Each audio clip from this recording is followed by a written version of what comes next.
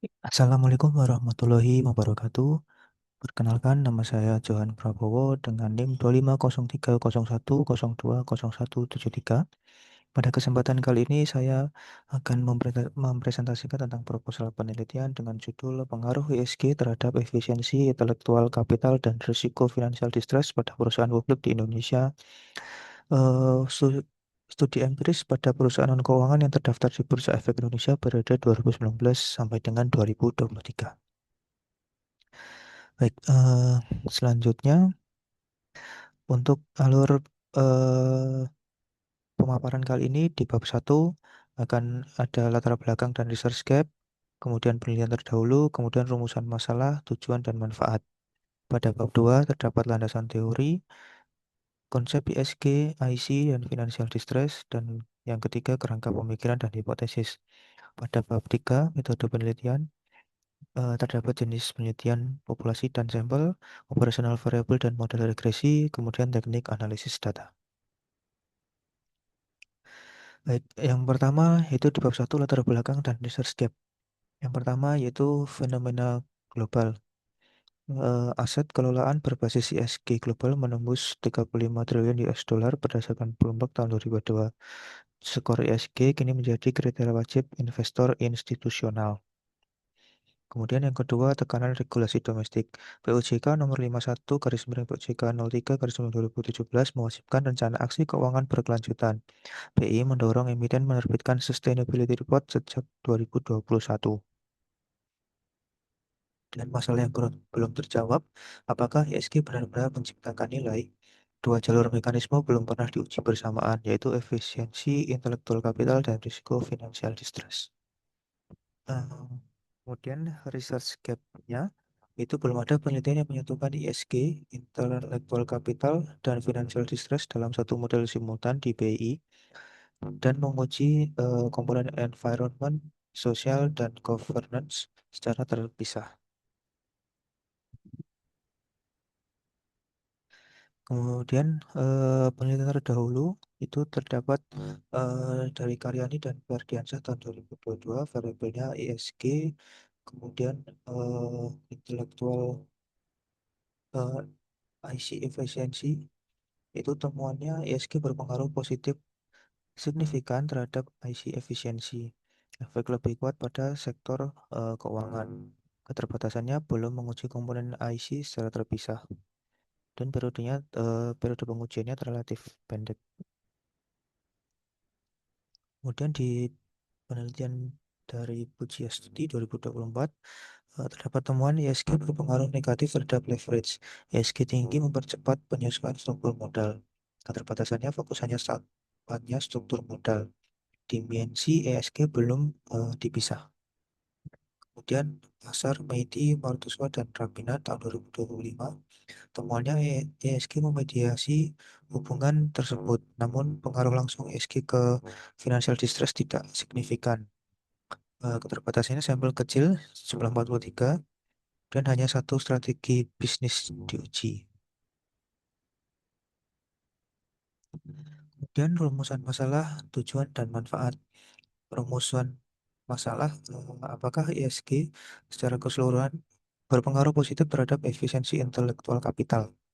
Apakah dimensi ENV, SOC, dan governance secara parsial berpengaruh terhadap IC efisiensi?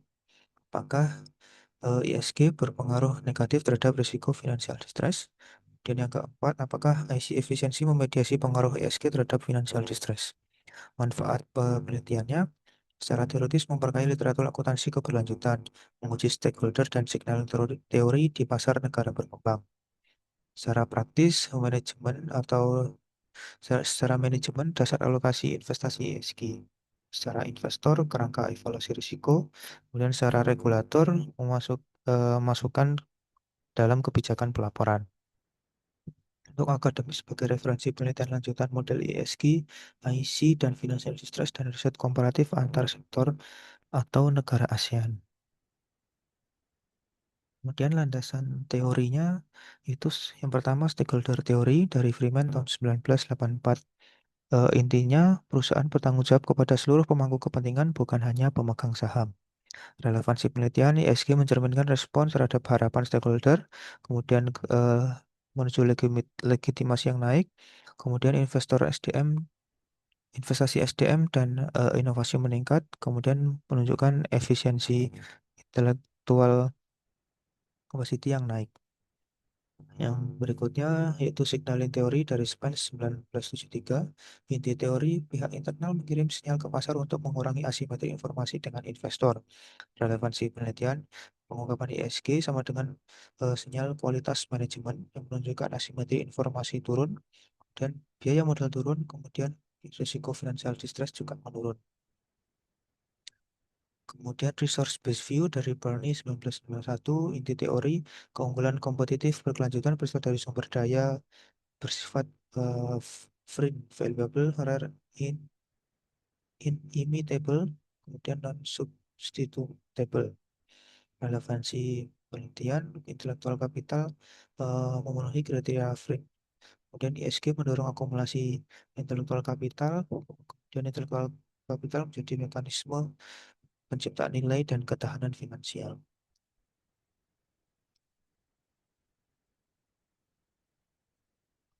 Konsep ESG, intellectual capital dan financial distress. Dalam ESG itu terdapat environment, social, dan governance. Environmental atau lingkungan itu uh, membahas tentang emisi karbon, energi terbarukan, dan pengelolaan limbah. Kemudian secara sosial itu terkait tenaga kerja, keselamatan, komunitas, dan rantai pasokan. Secara governance yaitu struktur dewan, transparansi, dan pengendalian internal. Diukur dengan ESG score definitif Econ yaitu dengan rentang 0 sampai 100. Kemudian intelektual kapital model manusia, itu model manusia struktural dan relasional. Rumusnya yaitu M5 sama dengan HCE plus SCE plus CEE plus RCEE. Itu dasarnya dari Pulik 1998.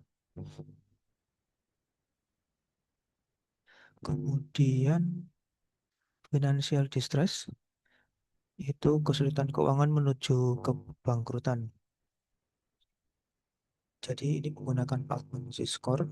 Kalau distress Z-nya kurang dari 1,1 di gray zone antara Z-score 1 kurang dari 1,1 dan kurang dari 2,6. Safe zone-nya Z-score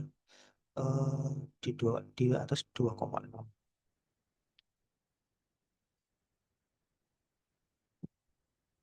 Baik, berikutnya adalah kerangka pemikiran dan hipotesis.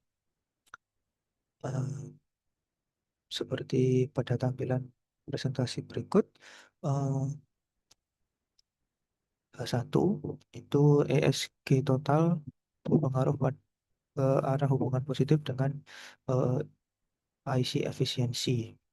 Kemudian H2A yaitu terkait environmental berhubungan arah hubungan positif terhadap IC efisiensi. Kemudian H2B terkait sosial ada arah hubungan positif terhadap IC efisiensi. Kemudian yang ketiga H2C governance eh, arah hubungan positif terhadap IC efisiensi. Kemudian eh, ESG atau financial distress itu arah hubungan negatif. Kemudian H4-nya ESG mempengaruhi IC efisiensi, kemudian mempengaruhi financial distress. Ini arah hubungannya mediasi. Kemudian jenis penelitian, populasi, dan sampel.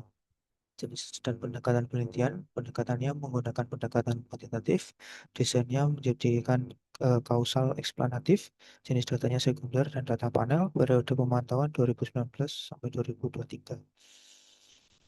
Kemudian sumber datanya annual report dari emiten, sustainability report masing-masing emiten, kemudian ESG score dari database Refinitiv Icon, kemudian metodenya dokumentasi dan akses berbasis data.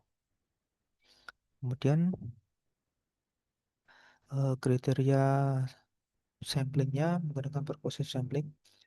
Perusahaan non keuangan BI tahun 2019 sampai 2023 kurang lebih 350, memiliki skor ISG dan Definitive Icon kurang lebih 120, menerbitkan Sustainability Report lebih dari 3 tahun kurang lebih 90, data keuangan lengkap itu kurang lebih 75, kemudian tidak di listing selama periode penelitian kurang lebih 70. Jadi total sampel akhir sekitar 60 sampai 70 dikali 5 tahun.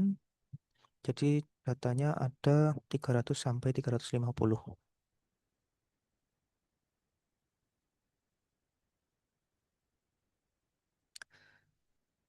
Baik, operasional variabel dan model regresinya. Variabel ESG score, nah, variabel X-nya itu menggunakan skor komposit ESG Definitive Icon 0 sampai 100. Kemudian X1, X2, X3 yaitu Environment, Social, dan Governance. Itu pecahannya menggunakan skor penilaian Definitive Icon juga dengan skala rasio. Kemudian IC efisiensi Z-nya itu menggunakan fungsi intervening rasio eh, rumusnya seperti tadi MFH sama dengan HCE plus SCE plus CEE plus RCE. Dan financial distress sebagai variable dependennya atau variable Y itu yaitu menggunakan rasio Altman Z. Kemudian variable kontrolnya menggunakan size dan left. Size dan left ini berhubungan tentang total aset dan total utang.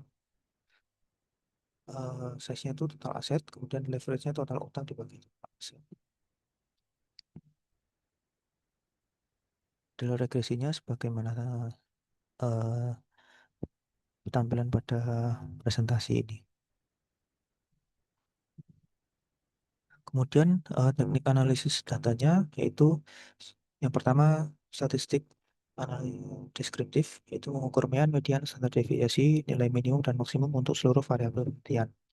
Kemudian menggunakan uji asumsi klasik, normalitas, uji normalitas, Jar-Guevara, uji multikolinearitas, kemudian uji heteroskedastisitas, kemudian uji autokorelasi. Dan yang ketiga pemilihan eh, model panelnya itu yang pertama uji Chow, kemudian menuju ke uji Lagrange multiplier, kemudian uji Hausman untuk menetapkan model estimasi terbaik. Berikutnya uji hipotesis H1 sampai H3 regresi data funnel FEM atau REM. Uji itu untuk signifikansi parsial, dan uji F untuk simultan, dan koefisien determinasi R kuadrat. Uji mediasi H4 itu path analisis pendekatan Baron dan Kenny, Deworkout, Socrates, dan Bootstrap method. Kemudian software pengolahannya bisa menggunakan Stata atau Evius 12 untuk estimasi panel dan uji mediasi. Kemudian Microsoft Excel 2021 untuk tabulasi dan visualisasi data. Baik, demikian presentasi dari saya. Apabila ada kurang dan lebihnya, saya mohon maaf. Semoga bermanfaat untuk kita semua. Saya akhiri. Wassalamualaikum warahmatullahi wabarakatuh.